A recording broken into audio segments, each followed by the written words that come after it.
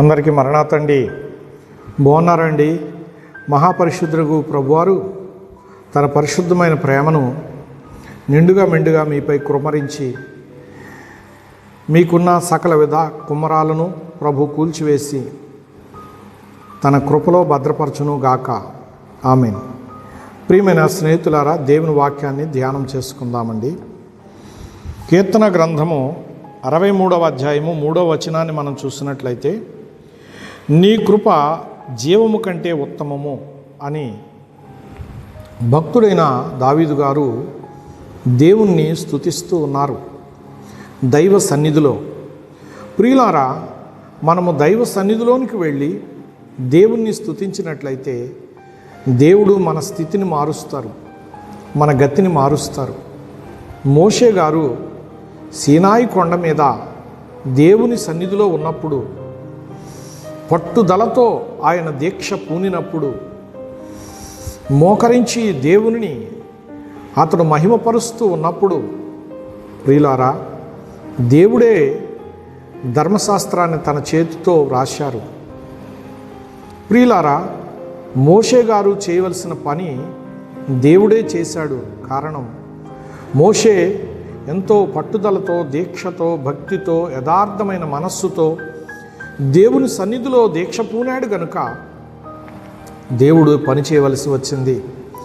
ప్రియులారా, మీరు ఈ కడవరి కాలంలో దేవుని సన్నిధిలో దేవుణ్ణి స్తుతిస్తూ, దేవుణ్ణి గణపరుస్తూ, దేవుణ్ణి మహిమపరుస్తూ దీక్ష పూనండి.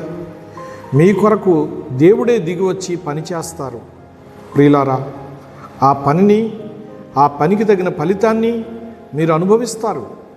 అత్యున్నతమైనటువంటి దీవెనల సారముతో ఆయన నింపుతారు.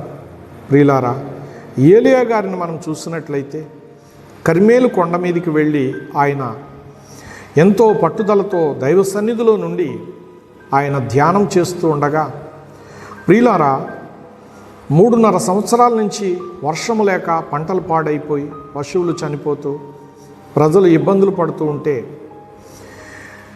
ఎంతో పట్టుదలతో ఆయన దీక్షభూని ప్రార్థించగా అరిచేయంత మేఘము సముద్రంలో నుండి పైకి లేచింది.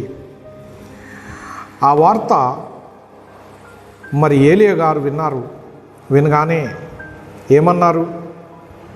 అహాబు రాజును త్వరగా ఇంటికి వెళ్ళిపోమని కబురు పంపించారు. ప్రచండమైన వర్షం కురవబోతుంది, వెళ్ళిపోమని చెప్పేసి ఆయన కబురు పంపించారు కొండ క్రింద ఉన్నటువంటి వ్యక్తికి. రాజుగారు రథం ఎక్కి వేగంగా వెళ్ళిపోతున్నాడు.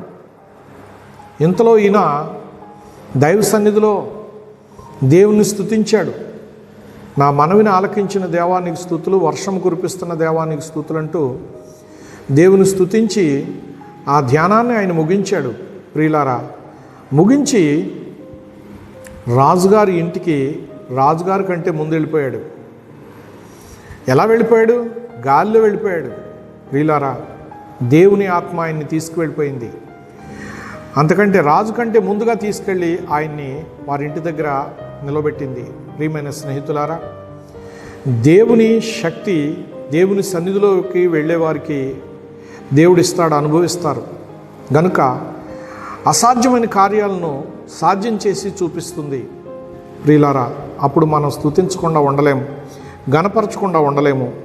నీ కృప జీవం కంటే ఉత్తమమైనది తండ్రి అని చెప్పి దేవుని మహిమపరచకుండా మనం ఉండలేము. గనుక అట్టి మహిమా స్వరూపుణ్ణి స్తుతించి మరెన్నో మేళ్ళు మనము పొందుతూ మన తోటివారు పొందినట్లు మనం దేవునికి ప్రార్థించి స్తుతించి ధ్యానం చేసుకుందాం. చిన్న మనవి, ప్రియులారా, మహాపరిశుద్ధుడు ఒక ప్రభువానికి స్తోత్రములు.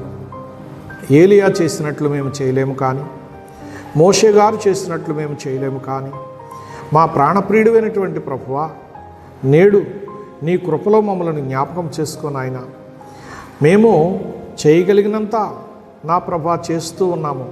ప్రభువా, ఈ చిన్ని మనవులని ఆలకించి వెనువెంటనే ప్రతిఫలములు ప్రసాదించి ఘనమైన వేళ్లతో నీ బిడ్డలందరినీ కూడా రక్షించుమని, సమాధానమిచ్చి సహకరించుమని, సర్వోన్నతుడా నీ బాహువులో భద్రపరచుమని యేసువారి పేరిట వేడుకుంటున్నాను పరమ తండ్రి. ఆమెన్. అందరికీ మరణాతండి.